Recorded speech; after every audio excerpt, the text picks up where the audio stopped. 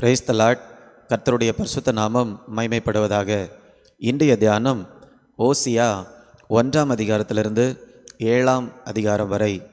இந்த நாள் தியானத்திற்கான தலைப்பு நமக்காய் வேதனைப்படும் தேவன். நாம் நம்முடைய வாழ்க்கையில் பாவங்களை செய்து ஆண்டவருக்கு விரோதமான காரியங்களை செய்யும்போது ஆண்டவருடைய இருதயம் வேதனைப்படுகிறது. இந்த இடத்திலும் கூட ஓசியா தீர்க்கதரிசியின் மூலமாக ஆண்டவர் எவ்வளவாக ஜனங்களுடைய பாவத்து நிமித்தமாக வேதனைப்படுகிறார் என்பதை நமக்கு காண்பிக்கிறார். இஸ்ரவேல் ஜனங்கள் ஆண்டவருக்கு விரோதமாக திரும்பவும் பாவம் செய்ததுனால ஆண்டவர் அவர்களுக்கு எச்சரிப்பை கொடுத்தார். அவர்கள் சிறையிருப்புக்கு ஆண்டவர் அனுப்ப போவதாக. ஆனால் அதற்கு முன்பதாக ஆண்டவர் அநேக வாய்ப்புகளை கொடுத்திருந்தார் அவர்கள் மனம் திரும்புவதற்கு. ஆனால் அந்த வாய்ப்புகளை அவர்கள் பயன்படுத்தவில்லை. இப்போ கடைசியாக 2 முறை ஆண்டவர் வாய்ப்புகளை கொடுக்கிறார். ஓசியா தீர்க்கதரிசியின் மூலமாக ஒன்று, அதை தொடர்ந்து ஆமோஸ் தீர்க்கதரிசியின் மூலமாக இன்னொன்று. இப்போ ஓசியா, ஆமோஸ் இந்த இருவரையும் கடைசி வாய்ப்பு தீர்க்கதரிசிகள் என்று கூட நாம் சொல்லலாம். லாஸ்ட் சான்ஸ் ப்ராஃபெட்ஸ் என்று சொல்லி இன்னைக்குள்ள தியானத்தில் ஆண்டவர் இந்த கடைசி வாய்ப்பை கொடுக்கும்போது அவருடைய இருதயம் எப்படி இருந்தது, அவருடைய இருதயத்தில் இருக்கக்கூடிய உணர்வுகள் எப்படி இருந்தது என்று நாம் தியானிக்க போகிறோம். முதலாவதாக ஆண்டவருடைய இருதயம் எப்படி இருந்ததென்றால், ஜனங்களால் புறக்கணிக்கப்பட்ட வேதனை ஆண்டவருடைய இருதயத்தில் இருந்தது. ஓசியா 1ஆம் அதிகாரம் 2ஆம் வசனத்தில் பின்பகுதியில் நாம் பார்க்கும்போது, தேசம் கர்த்தரை விட்டு விலகி சோரம் போயிற்று என்றார். இந்த வார்த்தைகள் மிகவும் வேதனையான வார்த்தைகள். ஆண்டவருடைய ஜனங்கள் ஆண்டவரை ஆராதிக்காமல், ஆண்டவரை சேவிக்காமல் வேறே தேவர்களை சேவிப்பதை ஆண்டவர் பார்த்தபோது அது அவர்களுடைய உறவில் பயங்கரமான ஒரு பிளவு ஏற்பட்டதாக ஆண்டவர் சொல்லுகிறார். ஏனென்றால் ஆண்டவர் தனக்கு ஜனங்களோடு உள்ள உறவை ஒரு திருமண உறவாக தான் ஆண்டவர் பார்க்கிறார். அப்படி இருக்கும்போது இந்த ஜனங்கள் ஆண்டவரை ஆராதிக்காமல் வேறே தெய்வர்களை ஆராதிக்க போகும்போது ஆண்டவர் ஒரு திருமண உறவில் எப்படி ஒரு வேதனை வருமோ, கணவனோ மனைவியோ எனக்கு இவர் வேண்டாம் அல்லது இவள் வேண்டாம் என்று சொல்லிவிட்டு வெளியில் போகும்போது இன்னொரு நபருக்கு எப்படி ஒரு வேதனை இருக்குமோ, அதே போல ஆண்டவர் மற்றவர்களால் புறக்கணிக்கப்படும் போது வரக்கூடிய வேதனையை அவர் அனுபவிக்கிறார். இரண்டாவதாக ஆண்டவருடைய உணர்வு எப்படி இருந்ததென்றால், ஆண்டவருடைய இருதயம் இதனால் அதிகமாக உடைக்கப்பட்டிருந்தது. ஜனங்கள் வழி விலகி போன போது அல்லது ஆவிக்குரிய வேசித்தனத்தில் ஈடுபடும் போது ஆண்டவருடைய உள்ளம், இருதயம் அப்படியே உடைந்து காணப்பட்டது. 2ஆம் அதிகாரம் 2ஆம் வசனத்திலிருந்து 13ஆம் வசனம் வரைக்கும் நாம் பார்க்கும்போது ஆண்டவர் அந்த காரியங்களை பேசுகிறார், தீர்க்கதரிசி மூலமாக பேசுகிறார். இப்போ அந்த வார்த்தைகளுக்கு பின்னால் ஒரு உடைக்கப்பட்ட இருதயத்தை நம்மால் பார்க்க முடியும். மூன்றாவதாக ஆண்டவருடைய உணர்வு எப்படி இருந்ததால் அது ஒரு பாச உணர்வாக இருந்தது. அவர்கள் ஆண்டவரோடு உள்ள உறவில் உண்மை இல்லாதவர்களாக இருந்தார்கள், விசுவாசம் இல்லாதவர்களாக இருந்தார்கள். ஆனாலும் ஆண்டவர் எப்படியாகிலும் இவர்களுக்கு இரக்கம் செய்ய வேண்டும் என்று சொல்லக்கூடிய ஒரு இருதய துடிப்பு அல்லது ஒரு பாச உணர்வு ஆண்டவருடைய இருதயத்தில் இருந்தது. 1ஆம் அதிகாரம் 7ஆம் வசனத்தை நாம் பார்க்கும்போது, யூதாவின் வம்சத்தாருக்கோ நான் இரக்கம் செய்வேன். அப்போ இந்த இடத்துல தான் அவர்கள் செய்த பாவங்களை குறித்து வருத்தப்பட்டு ஆண்டவர் பேசி கொண்டிருக்கிறார். ஆனால் அப்படியே அவருடைய வாயிலிருந்து வரக்கூடிய வார்த்தை என்னவென்றால், இந்த ஜனங்களுக்கு நான் இரக்கம் செய்வேன். அப்படியே நம்ம 3ஆம் அதிகாரம் 1ஆம் வசனத்தை நாம் பார்க்கும்போது, இஸ்ரவேல் புத்திரர் பேரில் கர்த்தர் வைத்திருக்கிற அன்புக்கு ஒப்பாக.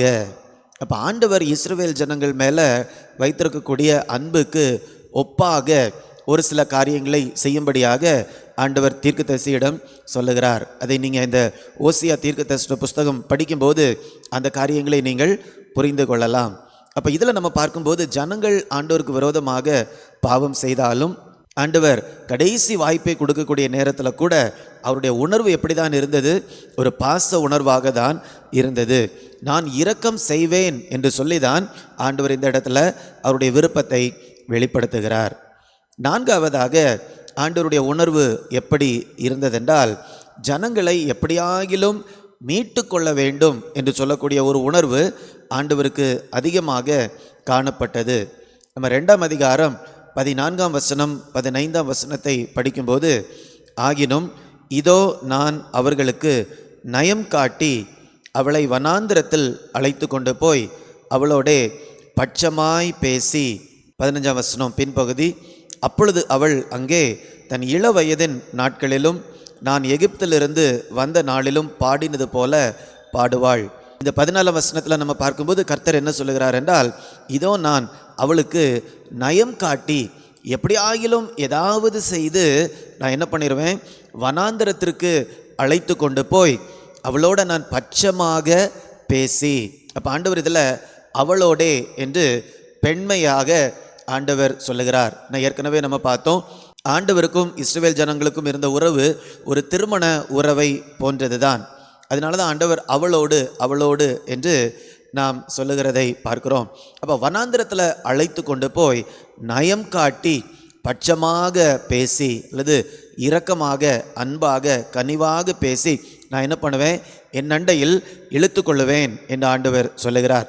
அப்படி இழுத்து கொள்ளும்போது என்ன நடக்கும்? இப்போ இளவயது என்று சொல்லும்போது இஸ்ரவேல் தேசம் அவர்கள் தேசமாக எகிப்து தேசத்தில் அடிமையாக இருந்தாங்க. அங்கிருந்து ஆண்டவர் அவர்களை விடுதலையாக்கி வனாந்திரம் வழியாக கொண்டு வரும்போது எப்படி இந்த ஜனங்கள் ஆண்டவர் மேல் பற்றுதலாய் இருந்தார்களோ அதே மாதிரி அவர்கள் மாறுவார்கள் என்ற விருப்பத்தை ஆண்டவர் சொல்லுகிறார். இப்போ கடைசி வாய்ப்பு கொடுக்கும்போது கூட ஆண்டவருடைய விருப்பம் எப்படி இருந்ததென்றால், இந்த ஜனங்களை எப்படி ஆயிலும் மீட்டு கொள்ள வேண்டும் என்று சொல்லக்கூடிய உணர்வு அவருக்குள்ளாக இருந்தது. ஐந்தாவதாக வேற என்ன உணர்வு ஆண்டவருக்குள்ளாக இருந்தது என்று பார்க்கும்போது தேவ கோபம். 1ஆம் அதிகாரம் 4ஆம் வசனம் 5ஆம் வசனத்தை நாம் பார்க்கும்போது, இஸ்ரவேலின் இரத்த பழியை விசாரித்து இஸ்ரவேல் வம்சத்தாரின் ராஜ்ய பாரத்தை ஒழிய பண்ணுவேன், இஸ்ரவேலின் வில்லை முறிப்பேன் என்றார். ஆண்டவர் சொல்கிறார், இஸ்ரவேலின் வில்லை நான் என்ன பண்ணுவேன், முறித்து போடுவேன். இனி இந்த இடத்துல ராஜாவே இல்லாமல் நான் என்ன பண்ணுவேன், செய்வேன். ஏனென்றால் ராஜாக்கள், ஆண்டவர் ஏற்படுத்தின ராஜாக்கள் அதிகமான தீமையை செய்ததுனால ஆண்டவர் இந்த இடத்துல கோபம் உள்ளவராக காணப்படுகிறார். ஆண்டவருடைய கோபம் எப்பவுமே அன்புல தான் காணப்படுகிறது. ஒரு பக்கத்தில் ஆண்டவர் நேசிக்கிறார், ஆனாலும் அவர்கள் செய்த பாவம் ஆண்டவருக்கு கோபத்தை கொடுக்கிறது. இப்போ இந்த 2 வசனங்களை நம்ம வாசித்தோம். இதில் ஆண்டவர் பாவத்தின் விளைவை எடுத்து சொல்லுகிறார். இப்படி நீங்கள் செய்யும்போது உங்களுடைய ராஜ்ய பாரத்தை நான் என்ன பண்ணுவேன், ஒழிய பண்ணுவேன் என்று ஆண்டவர் சொல்லுகிறார். இப்போ கடைசி வாய்ப்பை ஆண்டவர் கொடுக்கும்போது ஆண்டவருடைய இருதயத்தில் இப்படிப்பட்ட உணர்வுகள் அதிகமாக காணப்பட்டது. இப்போ ஆண்டவர் எப்போவுமே நமக்கு வாய்ப்பு கொடுக்கும்போது அதை நாம் மிக சீரியஸாக எடுத்து அதை நம்ம துரிதமாக என்ன பண்ண வேண்டும், எடுத்து நாம் அதற்கு கீழ்ப்படிய வேண்டும். ஏனென்றால் இவர்களுக்கு தெரியாது இது கடைசி வாய்ப்பு என்று. இந்த ஓசியா தீர்க்கதரிசி மூலமாக தீர்க்க தரிசனம் வந்து 10 ஆண்டுகளில் அசீரியர்கள் இஸ்ரவேல் தேசத்தை அவர்கள் கைப்பற்றுகிறார்கள். இவர்கள் எல்லாரையும் அசீரியா தேசத்திற்கு கொண்டு போய் விடுகிறார்கள். அதன் பின்பு இவங்க தேசமாக திரும்பி வர முடியாத அளவுக்கு அந்த இழப்பு இவர்களுடைய அடையாளத்தையே மாற்றி போட்டுவிட்டது. அப்போ ஆண்டவர் நமக்கு தருணம் கொடுக்கும்போது அதை நாம் எப்பொழுதுமே விளையாட்டாக எடுக்கக்கூடாது. ஆண்டவர் ஒரு கொடுக்கக்கூடிய தருணத்தை மிக சீரியஸாக நம்ம எடுத்து ஆண்டவர் சொல்லக்கூடிய காரியங்களை நாம் திரும்பமாக செய்யும்போது ஆண்டவருடைய அன்பை நம்மால் என்ன பண்ண முடியும், அனுபவிக்க முடியும். இன்றைக்கி பூமியில் நிறைய பேர் ஆண்டவர் கொடுக்கக்கூடிய இந்த வாய்ப்புகளை இழந்து கொண்டு இருக்கிறார்கள். இஸ்ரவேல் தேசம் அவர்கள் இழந்தார்கள். இதே மாதிரி அநேகர் இன்றைக்கு ஆண்டவர் கொடுக்கக்கூடிய வாய்ப்புகளை இழந்து கொண்டு இருக்கிறார்கள். அந்த ஒரு கூட்டத்தில் நம்முடைய பெயர் வந்துவிடக்கூடாது. ஒருவேளை நம்ம ஆவிக்குரிய வாழ்க்கையில் வளரும்போது ஒரு சில இடங்களில் நம்ம தடுமாறலாம். ஆனாலும் ஆண்டவர் அந்த காரியங்களை குறித்து நம்மோட பேசும்போது உடனடியாக எழுந்து கீழ்ப்படிந்து திரும்பவுமாக ஆண்டவரை நாம் பின்பற்றும் போது அந்த வாய்ப்பை நாம் என்ன பண்ணிடுறோம், பயன்படுத்தி விடுகிறோம். அதனால் நம்ம ஒருவர் கூட ஆண்டவர் கொடுக்கக்கூடிய வாய்ப்பை இழந்து விடவே கூடாது. நாம் ஜெபிக்கலாமா?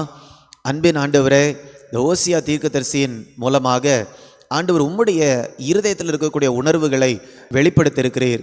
உமக்கு நன்றி செலுத்துகிறேன் அப்பா. இந்த ஜனங்களுக்கு நீங்கள் கடைசி வாய்ப்பை கொடுக்கும்போதும் உங்கள் உள்ளம் எப்படி இருந்தது என்பதை நீங்கள் காண்பித்திருக்கிறபடியால் உமக்கு நன்றி. எங்கள் மேலும் ஆண்டவர் அப்படிப்பட்ட அன்புள்ளவராக இருக்கிறபடியால் உமக்கு நன்றி செலுத்துகிறேன் தகப்பனே. நாங்களும் கூட ஆண்டவர் கொடுக்கக்கூடிய வாய்ப்புகளை உதாசீனப்படுத்தாதபடிக்கு வாய்ப்புகளை நாங்கள் பயன்படுத்தி கொள்ள ஆண்டவர் கிருபை தரும்படியாய் ஜெபிக்கிறேன் அப்பா. அப்படி செய்து நாங்கள் தொடர்ந்து உம்மை கடைசி நாள் வரைக்கும் பின்பற்ற ஆண்டவர் கிருபை தாரும். மீட்பர் இயேசுவின் மூலம் கேட்கிறேன் நல்ல பிதாவே. ஆமேன், ஆமேன். God bless you. God bless you.